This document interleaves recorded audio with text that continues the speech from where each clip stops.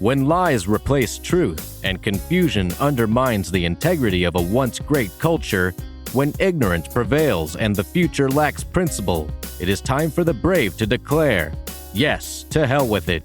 When injustice occurs and a once brave people cower in fear, when life is deprived and liberty is denied, when war must be waged for what is good and true, it is time for heroes to cry out, yes, to hell with it all.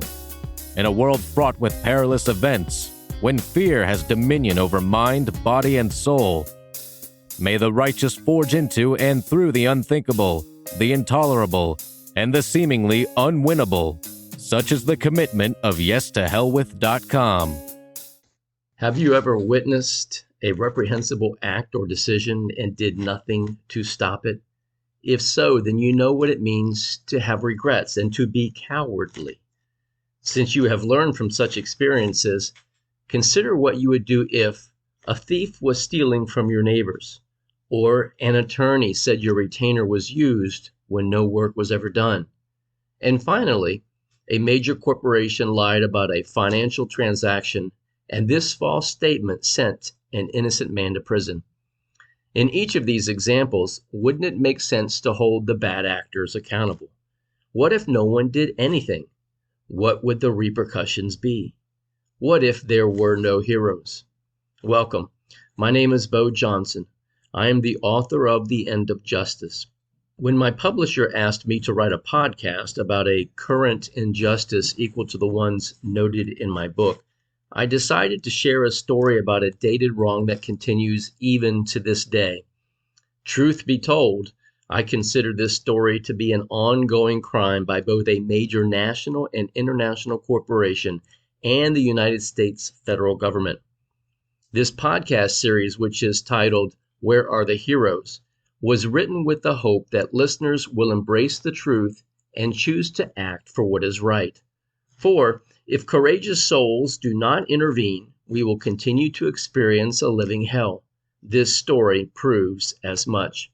The protagonist of this true account is a very close friend of mine who has suffered the unimaginable. His name is Orlando Carter. As an innocent man, he was accused of stealing $4 million, and after a jury trial, he was convicted and sentenced to 15 years in prison. His family endured great hardship. Moreover, true to the theme of Yes to Hell With, Orlando and his family are still without recourse. He has exhausted all options, and they are still suffering. I will name the bad actors involved with this tragedy shortly. However, to begin with, and because I have proof of Mr. Carter's innocence, I would like to establish several objectives. Since it can be proved that Mr. Carter is innocent of the alleged crime, should we not seek his, number one, exoneration, number two, financial remuneration for his losses and suffering, and three, an apology by the company responsible for this injustice? These objectives can be achieved with either or both of the following. One, an expedited federal criminal investigation into the conduct of this private company. Two, the loss of this company's revenue from customers who refuse to do business with such a dishonest operation. To put it simply, if Orlando Carter is not exonerated, and if he does not receive compensation for his unjust conviction and prison sentence, customers that patronize this business should boycott the company. If a majority of customers did this, this multi-billion-dollar company would contend with the possibility of financial ruin, and the injustice against Orlando Carter might be resolved once and for all. Now that I have stated these objectives, please know that I would not speak so forcefully about this major corporation unless I had proof. So without fear or reservation, I will reveal the first antagonist of this story. The national and international company that is at the heart of the tragedy against Orlando Carter is PNC Bank. Mr. Bill Demchak is the CEO. Now, in the interests of diplomacy, I will extend an offer to Mr. Demchak. Mr. Demchak, Since PNC Bank accused Mr. Carter of stealing $4 million in 2009, and PNC continues with this accusation in 2024, I invite you to correct your company's errors. I am hopeful that you will remedy this wrong once and for all. If you are willing to do what is right, please contact the Department of Justice and admit that your bank's claim against Orlando Carter was a fabrication, a lie. Feel free to contact this podcast if you would like to refute my claim with evidence that proves Mr. Carter is guilty. You can do this by providing certified bank records which prove that Mr. Carter had a $4 million loan with PNC Bank. Allow me to begin this story about PNC's false accusation against Orlando Carter by sharing a brief historical fact that is not directly related to this tragedy, but it does set the tone. In 2013, PNC Bank paid a $35 million fine to the United States federal government for violating lending laws. Specifically, PNC had charged higher fees from minority applicants of mortgage loans than white applicants with similar credit ratings. The link to this article describing this misconduct is below. National City Bank, which was acquired by PNC Bank, had racially profiled these minority applicants. Consequently, PNC paid the $35 million fine. Henceforth, I shall be referring to PNC Bank exclusively and not to National City Bank. Now, if you are currently a PNC customer, answer a simple question. Are you comfortable with the $35 million fine, or are you concerned about further racial profiling within the culture of PNC Bank? If you believe PNC was taught a lesson, then that is a reasonable response. However, consider this revelation. If you discovered that PNC committed more misconduct during the same period, and this misconduct worsened over the course of a decade, would you object? What if PNC's conduct resulted in an innocent man's unjust conviction and imprisonment for 15 years beginning in 2009? Would the latent hero within your soul take note? Would you demand that PNC Bank be held to account for its past and current wrongs? Armed with the facts and proof, you would likely answer in the affirmative. With this as our context, let's delve into this tragedy. Because of National City Bank, PNC found itself at the center of yet another controversy. PNC lied to the federal government about a particular banking transaction. In fact, to cover up its own banking violations, in 2007, PNC filed a suspicious activity report with the federal government and blamed Orlando Carter for something he did not do. To be clear, PNC alleged that Orlando stole $4 million.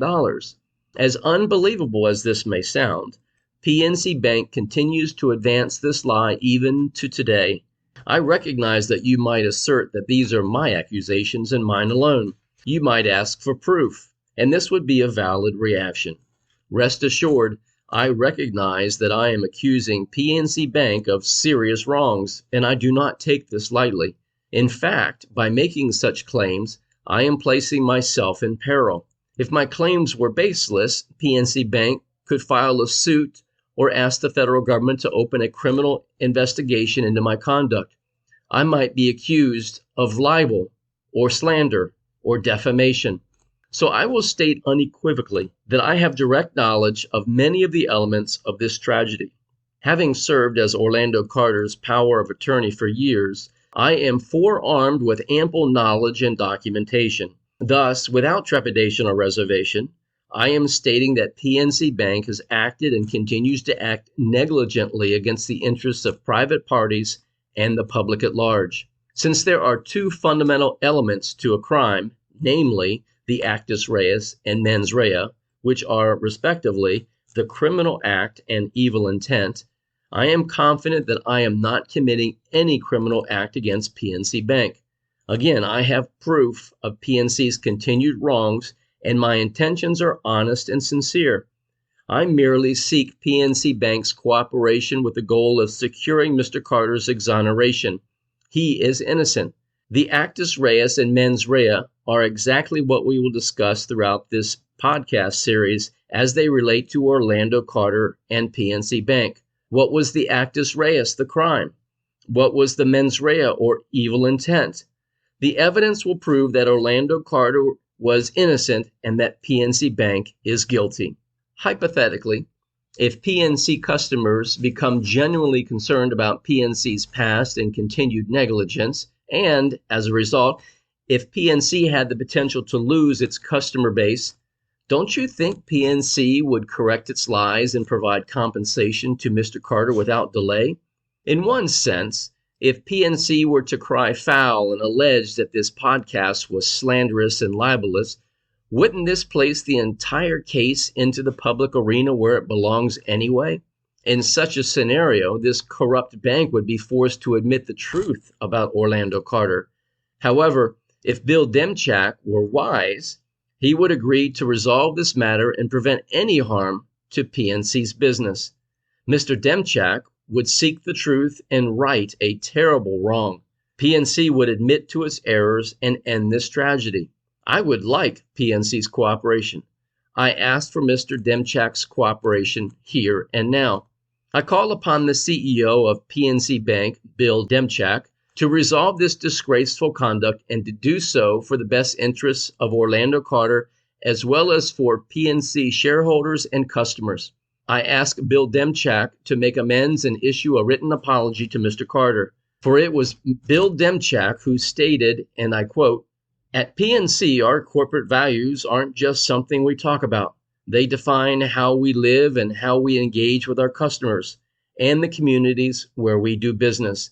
They are foundational to our culture," end quote. Mr. Demchak, why don't you honor your corporate values now? Now consider this question. If Mr. Demchak does not respond to my request, and if PNC does not resolve this injustice, how will you react? As a listener of this podcast, if you are eventually satisfied with my proof that PNC acted corruptly and continues to act corruptly, as a PNC customer, will you do anything? Even if you are not a PNC customer, will you take a stand for truth and justice? Will you fight for Orlando Carter? Will you become a hero? Otherwise, if only because of the ignorance and apathy of PNC customers and all Americans generally, the wrongs committed by PNC will remain unresolved. This brings us to an important query. Is it possible to hold this national and international financial behemoth accountable for what should not be? How is PNC Bank compelled to admit that its original claim of criminal conduct by a private citizen was a lie? How is PNC Bank forced to correct this injustice? Well, you might say, Bo, since you have proof of PNC's alleged criminal conduct, why don't you ask the federal authorities to investigate? And in response, I would tell you that my friend and I have pursued all possible angles with the United States government, and the results are shocking. The federal government, through the FBI and DOJ, are complicit with advancing PNC's lie into the federal courts. From the very beginning of PNC's lie, the FBI and DOJ did not investigate PNC's suspicious activity report. The government never confirmed that Mr. Carter was innocent of stealing $4 million. To this very day, the federal government and all its agents and agencies refused to address the facts. Additionally, the federal government and court refused to investigate any claims of wrongdoing by PNC Bank. Simply stated, all actors have accepted and still accept that PNC's allegations are true. All believe that Orlando Carter is guilty. Because no other options have worked, and since the federal government is complicit with PNC's conduct, perhaps you will appreciate that there is but one way to correct this wrong. Only the righteous outrage by PNC customers will have an impact. If PNC Bank were to lose a significant number of account holders, only then would the bank correct the injustice. Am I calling for the wholesale destruction of PNC Bank? Call it what you will. If a band of thieves was stealing from homes, would I alert my neighbors? If an attorney stole my retainer, would I file a complaint with the Bar Association, file a lawsuit, and inform others? If a major bank refused to correct false allegations against private citizens, would I voice my well-founded proof? Would I stand for truth and say, yes, to hell with PNC's unconscionable actions and decisions? I would, and I am. Since my objective is to share facts as I personally know them, facts which prove that my allegations are true, I have a moral responsibility to reveal them. I have a responsibility to disclose that PNC's ongoing denials and misconduct continue to harm an innocent man. Other banks have committed unjust acts equal to PNC, and to what end? A slap on the wrist and a fine? Given the leniency banks enjoy, if only because money acquires influence, do we not have an obligation to ask that PNC correct this wrong? Consider this key question. If you find PNC's past and current conduct unsettling, what actions are you willing to take? Will you write a letter to PNC and ask banking officials to remedy the wrong? Will you visit your local PNC branch manager and show him proof of PNC's crime? Will you ask for answers? Will you close your account if PNC Bank refuses to cooperate? Such choices would not be insignificant. It is only when individuals protest a private company's conduct that a Goliath like PNC will acknowledge its culpability. Let's be honest. When a billion-dollar company forks over a $35 million fine for racial profiling, there is very little pain. The amount of money is small, and it also becomes a tax deduction. Such a fine does not compare to the impact of a company losing its reputation and financial base on the road to insolvency. If it takes PNC's potential financial insolvency to exonerate Orlando Carter, then PNC's ruin is the natural course. This would be no different from my attempts to stop an ongoing crime, be it murder, rape, or the theft of property. Is an innocent man's future not his private property? Are his years behind prison bars not worthy of recompense? Was the suffering of his family unconscionable and irreconcilable? I mentioned earlier that the federal government has not been and will not be an advocate for the truth in this case. The reason is simple. In 2008, federal agents and agencies did exactly what PNC did. They ignored the truth. Federal agents did not investigate PNC's accusations against Orlando Carter. These agents failed to conduct a competent and comprehensive investigation of PNC's original claims. Whether done deliberately or not, federal agents lied and furthered PNC's criminal conduct. Let's pause for a moment for a rather philosophical point. Most people recognize right and wrong, at least in their minds and hearts. However, they often refuse to become actively involved. Perhaps this is human nature. People justify their inaction by saying that another man's plight is not their concern. After all, we want to maintain homeostasis. We want to remain comfortable and preserve what we have. For example, although PNC customers may learn that their bank committed a grave injustice against an innocent person, many would be too inconvenienced to close their accounts and move their money to another bank. However, once you hear the full context of this tragedy, perhaps a different result may be realized. If PNC customers open their minds and hearts, and if they acted righteously and closed their accounts with a bank that is not worthy of their patronage, PNC might admit to its errors. Mr. Demchak might be forced to resolve this issue. Do we not see united efforts in the face of injustice today? Are Americans not uniting against the deadly COVID jabs and the criminal conduct of Anthony Fauci? Are people in states not joining Texas to enforce America's southern border? Should we not support Orlando Carter? For a bit of insight, let's hear from Orlando Carter himself. Mr. Carter, welcome to the YesToHellWith.com podcast. Thank you for having me. Mr. Carter, although we will be speaking with you at length throughout the series, allow me to ask some simple questions with the intention of setting the tone for the audience. Did you ever have a $4 million loan with PNC Bank? No. Do you currently have a $4 million loan with PNC Bank? No.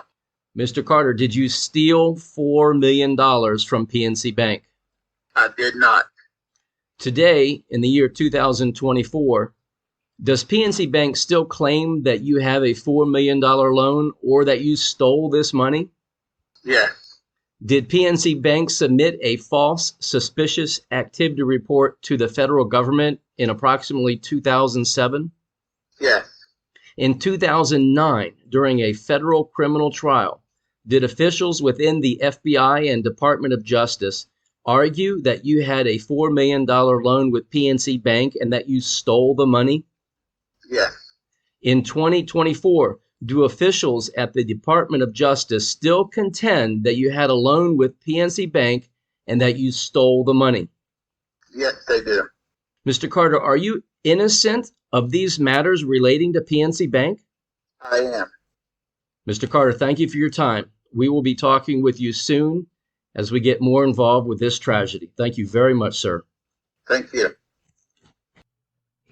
There is no doubt in Mr. Carter's mind and heart that PNC Bank is lying about this alleged $4 million loan. Mr. Carter also believes the federal government did not investigate PNC's lies, and more importantly, that the government ignores the truth even now. You heard Orlando Carter's answers to very direct questions. Are you willing to listen? More importantly, will you fight for and with an innocent man? I hope so. With strength in numbers, we can ensure that Orlando Carter receives justice. We can unite and demand his exoneration. Let's review what we have learned in this episode. Number one, PNC Bank has a history of violating banking laws and regulations. 2, PNC Bank filed a suspicious activity report alleging that Orlando Carter had a $4 million loan with PNC Bank and that he stole the money. 3, the FBI and DOJ did not conduct a comprehensive and competent investigation into the veracity of PNC's claims. 4, Orlando Carter asserted his innocence and asked for a trial by jury. 5, Mr. Carter was convicted of the alleged crimes and served a 15-year prison sentence. 6, Mr. Carter has been released from prison and he continues to fight for his exoneration. 7, Yes to Hell With is asking the CEO of PNC, Mr. Demchak, to investigate PNC's conduct and decisions and to resolve this issue. 8, if Mr. Demchak refuses to cooperate, it is time to declare yes to hell with PNC Bank and may truth reign supreme. In the next episode, we will be delving even deeper into PNC Bank's deceit and the federal government's gross incompetence and negligence. You will be shocked by what I reveal. In fact, I will go so far as to say that a sitting U.S. attorney and a former U.S. attorney lied to the public. They lied about this case to preserve a conviction and keep Mr. Carter in prison. For this, I have proof as well. Now, before I close this episode, I will make a final appeal to Mr. Demchak at PNC Bank. Mr. Demchak, since I will be emailing this podcast to you, would it not be in your bank's best interest to review Mr. Carter's concerns and admit that he never had a $4 million loan with your financial institution?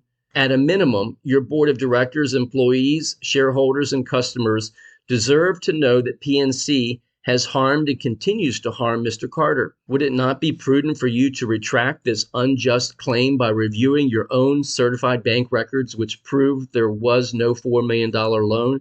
Mr. Demchak, you espouse virtuous corporate principles. Will you not adhere to them and resolve a matter that needs a resolution? I ask for this without delay. Now to the listeners of YesToHellWith.com. If you wish to receive notification of the next episode, be sure to subscribe at YesToHellWith.com and share this episode with family and friends. Until then, may truth reign supreme. Are you looking for a quality gift for that special someone? Visit jamesbowersjohnson.com and buy the classic to be, Why Does the Moon Chase the Sun? This book reveals the very first battle between good and evil. When you learn why the moon chases the sun, you will be saddened and inspired at the same time. Buy this ebook today and read it with your children and grandchildren. They will be spellbound. And don't forget, Yes to Hell With receives all proceeds. Thank you for your support. YesToHellWith.com, and may truth reign supreme. SEDM.org, Sovereignty, Education, and Defense Ministry, is a website that every patriot in America must join. SEDM.org will change your life perspective and liberate you mentally, emotionally, and spiritually. Visit SEDM.org today and join for free.